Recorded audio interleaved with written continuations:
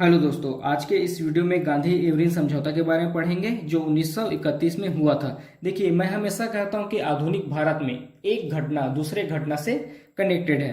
तो आज के इस वीडियो में मैं इन चारों घटनाओं को एक दूसरे से कनेक्ट करूंगा। उसके बाद मैं आपको गांधी इरविन समझौता के बारे में बताऊंगा। वैसे तो इन चारों घटनाओं के ऊपर अलग से वीडियो बना हुआ है, तो चलिए देखते हैं। सबसे पहले देखते हैं 11 सूत्री मांग।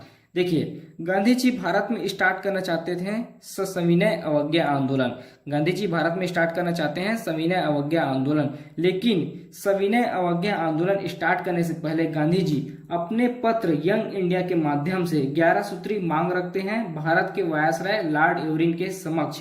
अगर भारत के viceroy Lord Irwin Gandhi ji के द्वारा रखी गई 11 सूत्री मांग को मान जाते हैं तो वह सविनय अवज्ञा आंदोलन स्टार्ट नहीं करेंगे, नहीं तो वह भारत में सविनय अवज्ञा आंदोलन स्टार्ट करेंगे। तो क्या होता है, जब गांधी जी अपने पत्र यंग इंडिया के माध्यम से भारत के वायसराय लॉर्ड इरविन के समक्ष 11 सूत्री मांग रखते हैं, जिसे भारत के वायसराय लॉर्ड इरविन के द्वारा अस्वीकार किया जाता है, जिसके कारण गांधी जी भारत में स्टार्ट करते हैं सविनय अवज्ञा आंदोलन। लेकिन गांधी जी सविनय अवज्ञा आंदोलन स्टार्ट करने से पहले नमक सत्याग्रह को अंजाम देते हैं।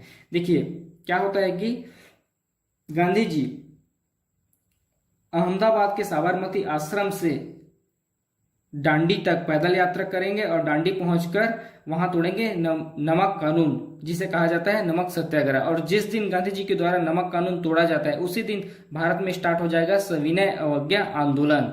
फिर क्या होता है कि सविनय अवज्ञा आंदोलन के प्रभाव बढ़ने से अंग्रेज परेशान होकर प्रथम गोलमेज सम्मेलन का आयोजन करते हैं। इसमें अंग्रेजों का लक्ष्य रहता है, उनका उद्देश्य रहता है कि प्रथम गोलमेज सम्मेलन में भारतीयों को लंदन बुलाएंगे और वहां उनको कुछ लुभावने प्रस्ताव देकर प्रथम गोलमेज सम्मेलन में कुछ लुभावने प्रस्ताव देकर सविनय अवज्ञा आंदोलन को स्थगित करेंगे। इस प्रकार का उद्देश्य प्रथम गोलमेज सम्मेलन में रखा जाता है।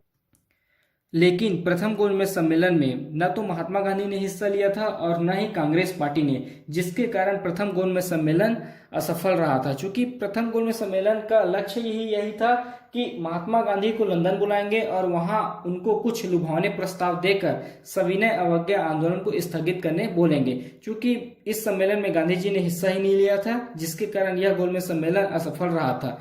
और यही असफलता के कारण होगा गांधी इरविन समझौता। यह समझौता होगा 5 मार्च 1930 को। स्थान था दिल्ली, इसीलिए इसको कहा जाता है दिल्ली पैक्ट। यह तेज बहादुर सप्रू और जयकर के प्रयास से होगा। महात्मा गांधी और भारत के वायसराय लॉर्ड इरविन के बीच समझौता होगा।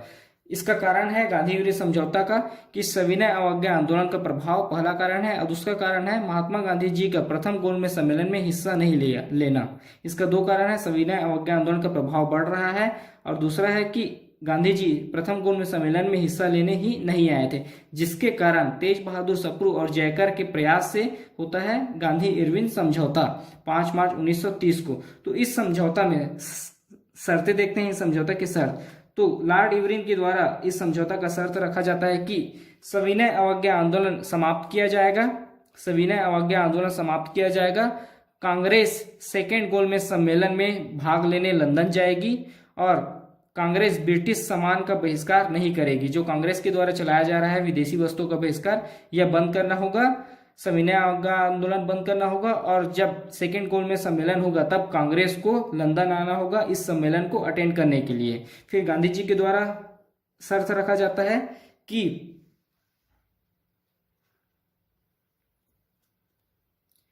हिंसा के आरोपियों को छोड़कर बाकी सभी कैदियों को रिहा किया जाए। जो जेल में बंद हैं और जिन पर हिंसा का आरोप लगाया गया है, उन्हीं आरोपियों को छोड़कर बाकी जो किसी अन्य आरोप में जेल में बंद हैं, उन सभी आरोपियों को रिहा किया जाए और भारतीयों को नमक बनाने का अधिकार दिया जाए।